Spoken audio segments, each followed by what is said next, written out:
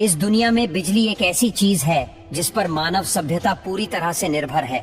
लेकिन क्या आप जानते हैं कि कोयले से बिजली कैसे बनती है और फिर उसे बड़ी बड़ी तारों के जरिए हमारे घर तक कैसे पहुंचाया जाता है? बिजली बनाने के लिए जिस चीज का सबसे ज्यादा इस्तेमाल किया जाता है वो है कोयला। देश में 75% बिजली का उत्पादन कोयले से चलने वाले पावर प्लांट से ही होता है।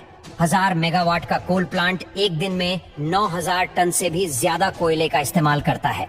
यानी कि अगर एक मालगाड़ी में 100 टन कोयले के 90 डिब्बे हैं, तो उस पूरी मालगाड़ी का इस्तेमाल एक ही दिन में हो जाएगा।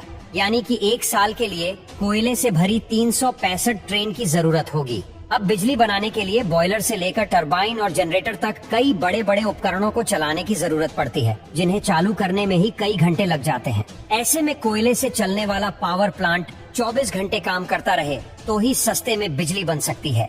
इसी वजह से प्लांट के बड़े हिस्से में सिर्फ कोयले का स्टोरेज बनाया जाता है, ताकि कभी कोयले की कमी ना आ सके।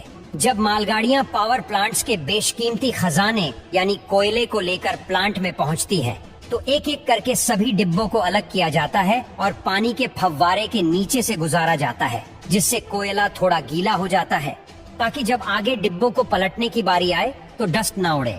अब गीले कोयले वाले उन सभी डिब्बों को बारी बारी से एक निर्धारित जगह पर लाया जाता है, जहां एक मशीन उन्हें उठाकर पूरा ही पलट देती है, जिससे उन डिब्बों का सारा कोयला कोल यार्ड में नीचे लगातार घूम रहे कन्वेयर बेल्ट पर गिरता रहता है। अब इस कोयले को फिर से कन्वेयर बेल्ट की मदद से जरूरत के अनुसार बाउल मशीन में भेजा जाता है, जो इन छोटे मोटे पत्थरों के रूप में एक दूसरे से चिपके कोयले को क्रश करके पाउडर का रूप दे देती है।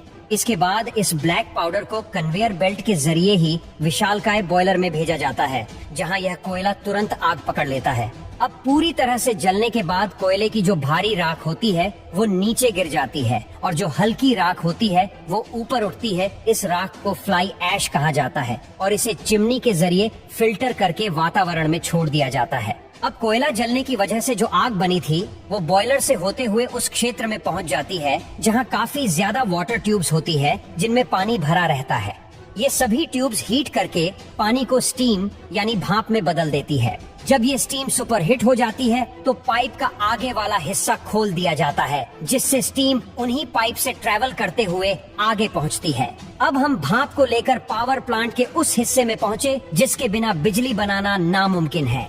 जी हाँ, हम बात कर रहे हैं टरबाइन की, जो पाइप से निकली स्टीम यानी हाई प्रेशर वेपर की मार खाते हुए तेजी से घूमने लगती है। अब टरबाइन के घूमने की वजह से एक हाई मैकेनिकल एनर्जी जनरेट होती है, जिसे तुरंत एक बड़े जनरेटर में भेजा जाता है, और इसी मैकेनिकल पावर की वजह से उस जनरेटर की मैग्नेटिक फील्ड डिस्टर्ब हो जाती है और उनमें इलेक्ट्रिसिटी जनरेट होने लगती है।